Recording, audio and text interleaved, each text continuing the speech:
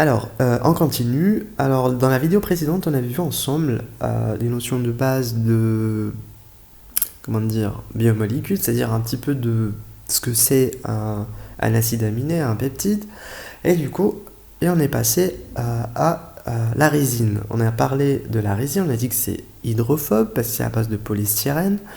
On a ensuite vu un petit peu le mécanisme de comment ça se relie avec notre linker. On a dit que le linker, il se relie à la résine, donc qui est sous forme de bi.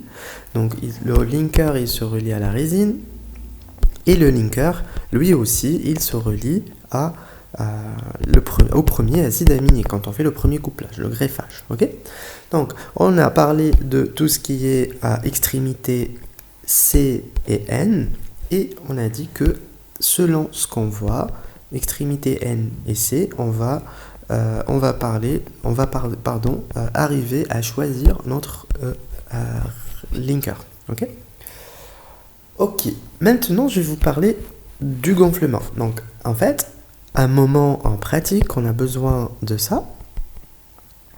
Dans une seringue par exemple, munie d'un frité, en fait on a besoin de faire des lavages avec le dichlorométhane ou bien avec du DMF, et à un moment, à la fin, pour le clivage, on a besoin de faire ce qu'on appelle un lavage à ET2O, donc au diéthyléther. Alors on va parler de ça. Pourquoi on utilise ces solvants? En fait, le dichlorométhane, donc pour avoir un meilleur gonflement, en fait, on va... Alors, ici j'ai mon diméthylformamide, le DMF, ok? Le diméthylformamide, ça c'est un H, ça c'est mon CH3, hein. C'est 2CH3, diméthylformamide. Donc, diméthylformamide c'est polaire, et le dichlorométhane aussi c'est polaire. Si on compare le diméthylformamide et le dichlorométhane, alors le dichlorométhane c'est celui-là, CH2Cl2, ok?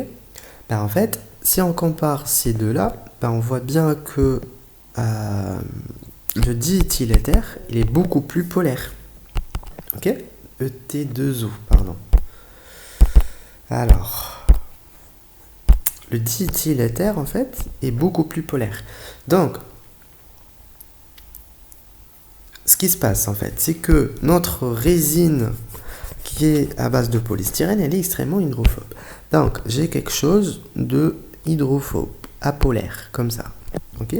C'est quelque chose de apolaire. Et si je mets par exemple mon dichlorométhane, j'ai quelque chose de polaire. Ok? Donc il y aura ce qu'on appelle un gonflement, parce que lui, il s'éloigne de l'autre. Quelque chose de polaire et quelque chose de apolaire.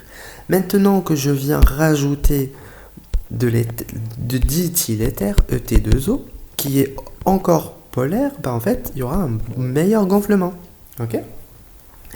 Donc, ici, ce qui se passe, c'est que lors de l'ajout de ET2O, donc ici, ce que vous voyez là, en fait, c'est le solvant, solvant d'avant, c'est-à-dire dans le DMF, par exemple, ou le dichlorométhane. Et du coup, et ici, ça c'est ma résine, ce que vous voyez là, ça c'est ma résine. Et donc, dans le DMF, il y a ce qu'on appelle, il y a notre solvant qui est à l'intérieur, ok, qui pénètre dans la résine.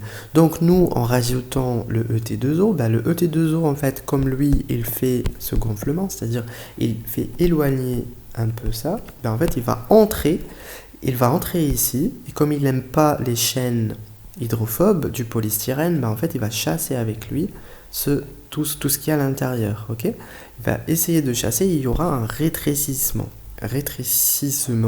et on aura les solvants qui sont comme ça, vers l'extérieur, ok? Je ne sais pas si j'arrive à expliquer ça, mais bon, ça c'est important à comprendre, parce que c'est la dernière étape de clivage. Avant de la faire, en fait, il faut faire un lavage de ET2O. Ok, donc voilà.